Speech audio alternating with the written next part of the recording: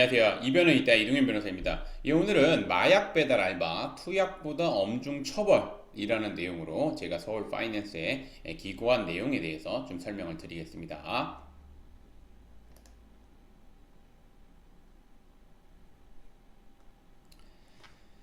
그래서 이제 보시면 요즘 마약 배달을 하다가 적발된 구속된 사건이 끊이지 않고 있습니다. 실제 제가 진행하는 사건들이 굉장히 많이 돌아가고 있습니다. 특히 사건을 의뢰한 분들 대부분 공급책으로부터 던지기 수법으로 마약을 받아 마약을 구매하려는 사람들에게 다시 던지기 수법으로 배달을 하다가 적발된 경우가 대부분입니다. 그래서 제가 현재 지금 진행하고 있는 사건이 굉장히 많다는 거, 그리고 실제 이런 일이 벌어지고 있기 때문에 제가 실제 진행하는 사건들이 많겠죠. 마약 판매책은 외국에 있으면서 우편, 퀵 배달 등을 명목으로 우선 배달책을 구합니다. 그런 다음에 처음에는 우편, 퀵 배달을 시키다가 어느 순간부터 마약 배달을 시키면서 범죄에 가담하게 만듭니다. 그리고 배달책으로 고용된 사람은 약간의 돈을 벌 목적으로 결국 마약 배달에 가담하게 됩니다. 실제 제 클라이언트 분들이 거의 다 이렇게 가담하게 된 경우입니다. 그래서 계속해서 보시면 마약 배달 내지 운반하다가 적발된 경우 마약 매매, 수수, 소지 등으로 관리도 포함되는 경우도 있는데 등으로 처벌됩니다. 마약류 관리 관한 법률은 대마를 소지, 수수 등을 한 경우 5년 이하의 징역 또는 5천만 원 이하의 벌금에, 대마를 매매한 경우 1년 이상의 징역에, 그러면 필로폰, 케타민, 엑스터시 등을 매매, 수수, 소지 등을 한 경우에는 10년 이하의 징역 또는 1억 원 이하의 벌금에 처하도록 규정하고 있기 때문입니다.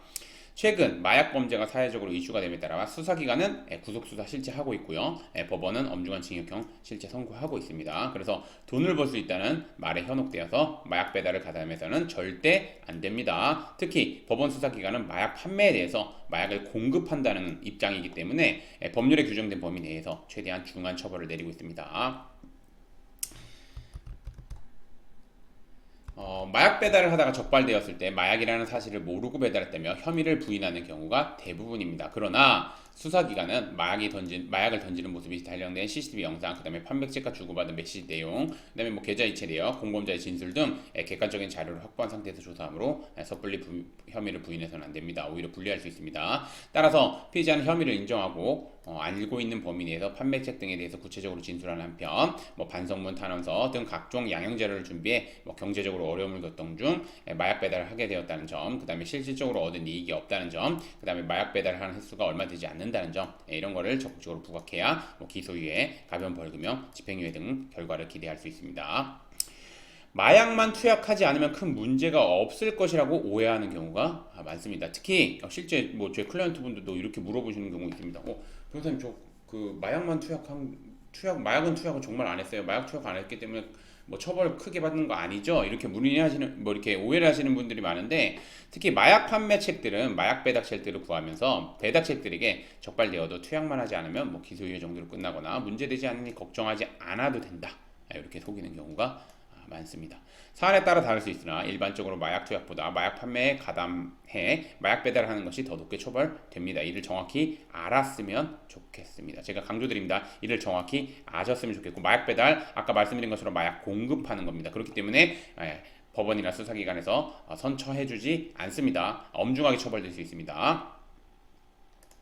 세상은 수요와 공급 법칙에 의해서 움직이고 있습니다. 마약에 대한 수요가 있기에 마약에 대한 공급이 이루어지고 있으며, 마약이 공급되기 때문에 마약에 대한 수요도 발생하고 있습니다. 이처럼 마약에 대한 수요 공급은 순환고리로 연결되어 있기 때문에 어느 한 지점을 끊어야 근절할 수 있습니다. 지금 이렇게 공급이 있으니까 수요가 있고, 수요가 있으니까 공급이 있고, 이렇게 계속 이렇게 돌아가는 겁니다.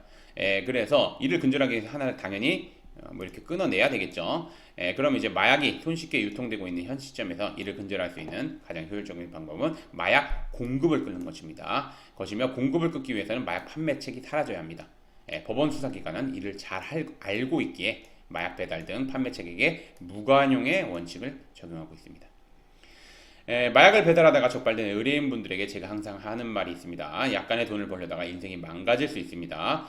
절대로 마약 배달에 가담해서는 안 된다는 것입니다. 구속되고 수사기관으로부터 조사를 받으면서 의뢰인분들은 이를 절실히 느끼며 저에게 변호사님 말이 맞습니다. 약간의 돈을 벌려고 했다가 인생이 망가진 것 같다. 정말 너무 후회가 됩니다. 라고 말을 합니다. 이를 꼭 명심했으면 좋겠습니다. 그리고 이제 뭐 마약 사건 같은 경우는 어떻게 대응하냐에 따라 결과가 확연하게 달라지는 만큼 초기에 좀 적극적으로 대응하는 것이 필요합니다. 뭐 특히 이제 뭐 마약과 관련돼 가지고 이제 변호사를 선임하시는 경우 이제 뭐 대형 펌 아니면 뭐 특정 뭐 수사기관 출신 뭐 이런 뭐 검사 출신 뭐 이렇게 변호사님을 찾아가시는 경우가 많은데 그런 것보다는 이그 변호사님이 진행한 사건을 보시고 그 사건에서 좋은 결과를 도출해낸 변호사님이신지를 확인하셔서 그 변호사님의 도움을 받는 것이 맞습니다. 그래서 로펌을 절대 변호사님 선임할 때는 절대 이제 로펌이나 이런 거를 검색하시면 안 되고 변호사님을 찾아가셔야 됩니다. 그러니까 그런 뭐 마약 사건이면 마약 사건을 많이 다루면 변호사님, 성범죄면 성범죄를 많이 다루면 변호사님, 뭐 학교 폭력이면 학교 폭력을 많이 다루면 변호사님. 요렇게 그 변호사님은 특정 변호사님을 찾아가셔야 된다는 거 좀 말씀드리고 엄중하게 처벌되고 있지만 선처를 받는 경우가 있습니다. 마약 사건은 뭐 투약 포함해서 우선 세 가지로 이제 선처를 받을 수 있는데 우선 첫 번째 반성하고 있는지, 두 번째 수사에 적극적으로 임했는지, 세 번째 이제 재범 위험성이 있는지 없는지, 요걸 재범 위험성이 없는 경우 말하겠죠. 없는 경우 요렇게 세 가지 경우에는 선처를 받을 수 있습니다. 그리고 법원이나 수사기관에서도 근절하려고 하지만 마약 솔직히 말씀드리면 제가 이제 실무적으로 이제 진행하고 제가 실무에서도 뭐 마약 사건을 여러 개 뭐 접하고 진행을 하고 이러는 걸 보면 솔직히 말씀드리면 뭐 법조인들 입장에서도 마약이 지금에 너무 유통이 쉽게 되기 때문에 이거를 완전히 근절하기는 어렵다고 생각하시는 분들도 있는 것 같습니다. 근데 이제 뭐 반드시 근절돼야 되는 부분은 있고, 제가 이 말씀을 왜 드리냐면 이제 선처를 해주시는 경우가 있는데 아까 말씀드린 것처럼 그 세 가지인 경우에는 선처를 해주십니다. 선처를 해주시고 마약을 우선은 처음 접할 수도 있고 뭐 호기심에 배달할 수도 있고 아니면 호기심에 접할 수도 있고 뭐 경제적으로 어려서 배달을 할 수 있는데 거기에 그쳐야지 이제 재범 위험성 있으면 안 되고 그 다음에 이제 잡혔을 때 이 마약 사건 같은 경우는 보통 조직적으로 이루어지기 때문에 그 수사에 적극적으로 임했는지가 굉장히 중요한 양형 자료에 해당합니다. 그렇기 때문에 마약 그 여기 뭐 배달이나 마약 범죄로 이제 수사기관에 만약에 적발되거나 잡히게 되면 알고 있는 범위 내에서 최대한 이제 진술하는 것이 좋습니다. 결국에는 다 적발됩니다. 요즘에 수사기관이 워낙 수사기술이 발달돼 있어서 아무튼 그렇고 그래서 뭐 마약은 제가 보면은 근절되어야 되는 게 맞고 그 다음에 이제 마약 배달 알바 호기심이라도 절대 해서는 안 되고 마약 투약 당연히 안 됩니다. 다시 한번 강조드리면서 오늘의 주제 마치도록 하겠습니다. 저는 이변에 있다의 이동현 변호사였습니다. 감사합니다.